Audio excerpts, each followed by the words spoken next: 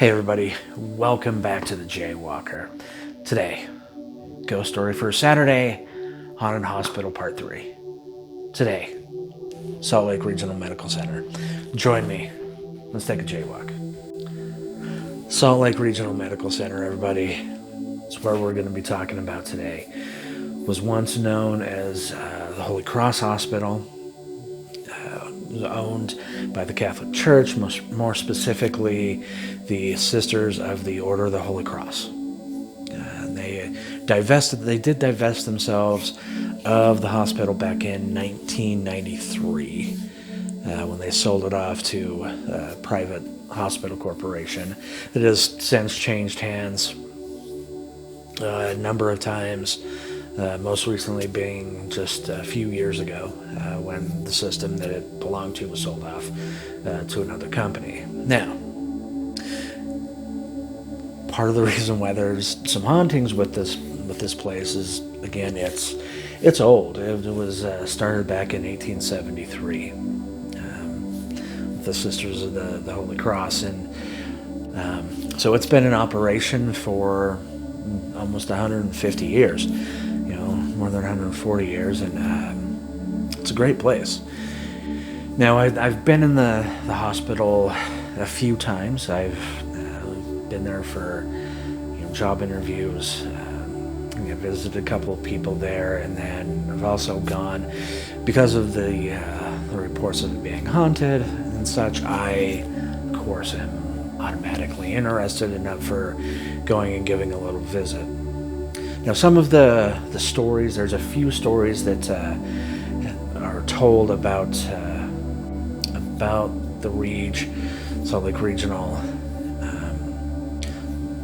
A couple of the stories, there was a lady, a ghost of a lady down in the cafeteria, kitchen area, blonde lady, maybe 40-ish, the ponytail, hanging, ghost of her anyway, hanging out down there. One of the bigger stories that's told more often than just about anything are the nuns that still hang around, or the spirits of the nuns that still hang around.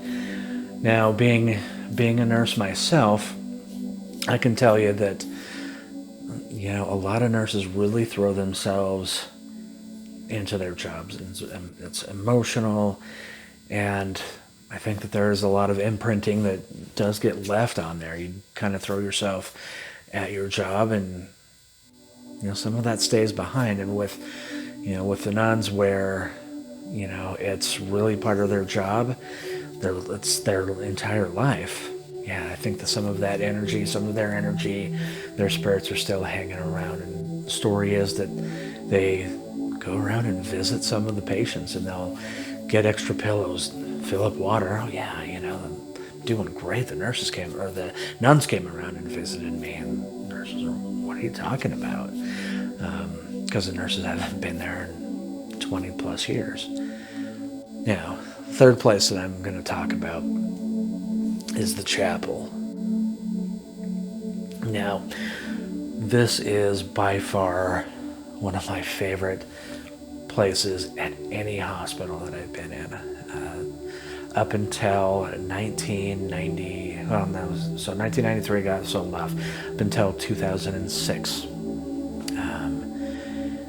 the chapel at Salt Lake Regional Hospital, Salt Lake Regional Medical Center, was a working Catholic chapel. I believe it was either 2016 or 2006 that it was just kind of decommissioned and moved to more of just a non-denominational chapel or meditation room or something along those lines. But occasionally they do use it. May even be, or had been weekly. Not sure what they do with COVID restrictions and such, but I believe they were still holding weekly mass. Other faiths were using it for weekly services at the hospital as well. A lot of hospitals here in our area have weekly church services. reports are that it's got some spirits that hang around there too, and they're more often seen than heard. Can say that in my time spent there, I've probably spent a few hours over a few trips there to just go and hang out in the chapel and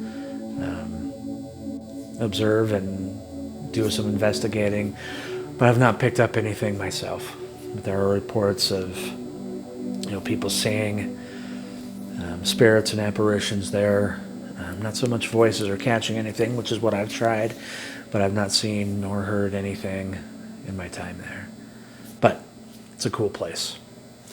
So go check it out. See what you can find. Let me know if you see anything. If you have seen anything or ever do see anything there, leave me a comment. That's it for today's Jaywalk. If you like what you see, like the video, subscribe to the channel, hit the notification bell so you can see when new videos are back up. Thanks for joining me. We'll see you again soon.